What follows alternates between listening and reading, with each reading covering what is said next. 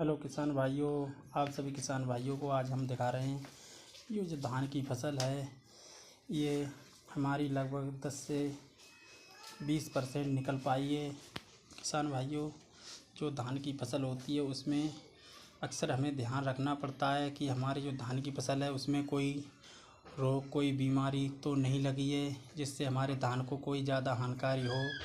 किसान भाइयों, इसी विषय पे आज हम आपसे जानकारी करेंगे, इसी वीडियो में हम आपको बताएंगे।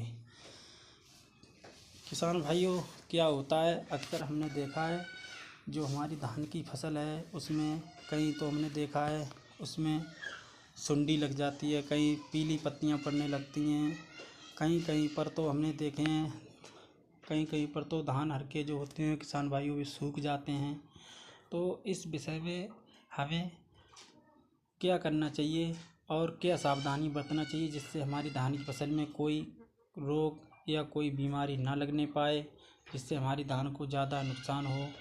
किसान भाइयों, जब बाली निकलती हैं उस समय हमें किस किस बात का ध्यान रखना चाहिए जिससे हमारे खेत में बाली निकलने से लेके और पकने तक भी कोई रोग और कोई खरपतवार ना हो पाए, जिससे हमारी धान की फसल को कोई कीड़ा वगैरह कोई अटैक ना कर पाए। किसान भाइयों, इसी विषय में हम आपको जानकारी देंगे। किसान भाइयों, इसके लिए NPK 05234 को लाकर आप अपने धान की फसल में 10 से 15 लीटर पानी में घोल बनाकर छिड़काव कर देना चाहिए, जिससे हमारी जो धान की बाली है वो अच्छी निकलेगी और उसमें रंग अच्छा चढ़ेगा और कोई बीमारी नहीं लग पाएगी।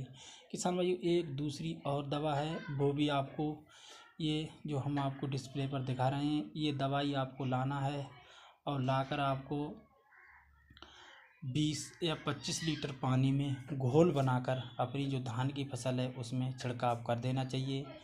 आप छिड़काव कर देंगे उससे कोई धान की जो फसल है उसमें कोई पीलापन, कोई भी बीमारी लगने का डर नहीं रहेगा। किसान भाइयों, इसी बारे में हम आपको बताते हैं। किसान भाइयों, आपको जब भी देखना चाहिए, आप अपने खेत में पानी को हमेशा भरा रखना चाहिए, पानी नहीं सूखने पाए।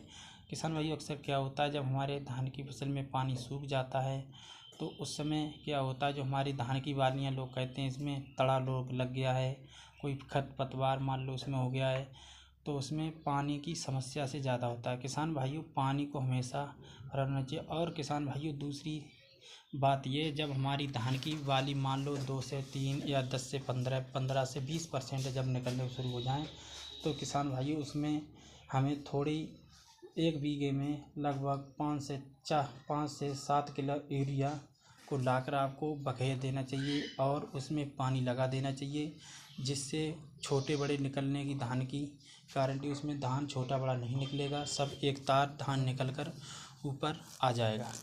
किसान भाइयों, हम आपको इसी विषय में जानकारी देते रहते, बने रहिए हमारी वीडियो में, ऐसी नई वीडियो